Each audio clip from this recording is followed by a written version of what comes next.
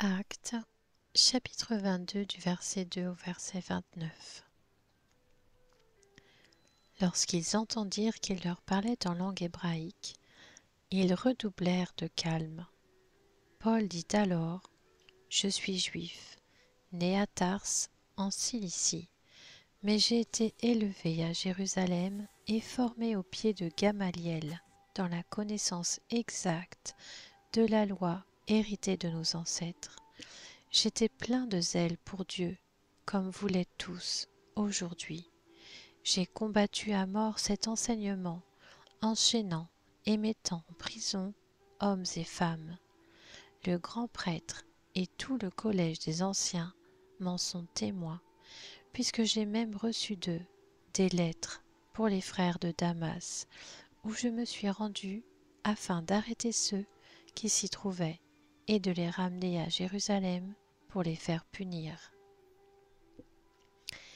J'étais en chemin et j'approchais de Damas, quand tout à coup, vers midi, une grande lumière venue du ciel a resplendi autour de moi. Je suis tombé par terre et j'ai entendu une voix qui me disait: Saul, Saul, pourquoi me persécutes-tu? J'ai répondu: Qui es-tu, Seigneur? Il m'a dit: Je suis Jésus de Nazareth, celui que tu persécutes. Ceux qui étaient avec moi ont bien vu la lumière et ont été effrayés, mais ils n'ont pas compris celui qui me parlait. Alors j'ai dit: Que dois-je faire, Seigneur? Et le Seigneur m'a dit: Lève-toi, va à Damas, et là on te dira tout ce que tu dois faire. Comme je ne voyais plus à cause de l'éclat de cette lumière, ceux qui étaient avec moi m'ont pris par la main, et je suis arrivé à Damas. Or, un certain Ananias, un homme pieux, fidèle à la loi, et estimé de tous les Juifs qui résidaient à Damas, est venu me trouver. Il m'a dit: Saul, mon frère, retrouve la vue. Au même instant, j'ai pu le voir. Il a ajouté: Le Dieu de nos ancêtres t'a destiné à connaître sa volonté, à voir le juste et à entendre les paroles de sa bouche, car tu seras son témoin devant tous les hommes de ce que tu as vu et entendu. Et maintenant, pourquoi tarder? Lève-toi, sois baptisé et sois lavé de tes péchés en faisant appel au nom du Seigneur. De retour à Jérusalem, comme je priais dans le temple, je suis tombé en extase et j'ai vu le Seigneur qui me disait: Dépêche-toi, sors rapidement de Jérusalem, parce qu'ils n'accueilleront pas ton témoignage à mon sujet.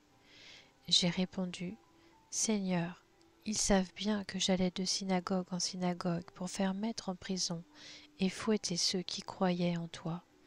De plus, lorsqu'on a versé le sang d'Étienne, ton témoin, j'étais moi-même présent, approuvant son exécution et gardant les vêtements de ceux qui le faisaient mourir. Alors le Seigneur m'a dit: Vas-y, car je t'enverrai au loin, vers les non-juifs.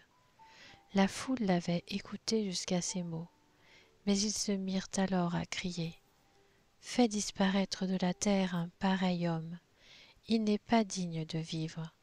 Ils poussaient des cris, jetaient leurs vêtements et lançaient de la poussière en l'air. Le commandant ordonna de faire entrer Paul dans la forteresse et de procéder à son interrogatoire par le fouet, afin de savoir pour quel motif il criait ainsi contre lui. Alors qu'il l'attachait avec des courroies, Paul dit à l'officier qui était présent: Avez-vous le droit de fouetter un citoyen romain qui n'est pas même condamné? À ces mots, l'officier alla avertir le commandant en disant: Attention à ce que tu vas faire, car cet homme est romain. S'approchant de Paul, le commandant lui demanda: Dis-moi, es-tu romain? Oui, répondit-il. Le commandant reprit: C'est avec beaucoup d'argent que j'ai acquis ce droit de citoyen. Quant à moi, dit Paul, je l'ai de naissance. Aussitôt, ceux qui devaient procéder à l'interrogatoire se retirèrent et le commandant eut peur en prenant conscience que Paul était romain et qu'il l'avait fait enchaîner.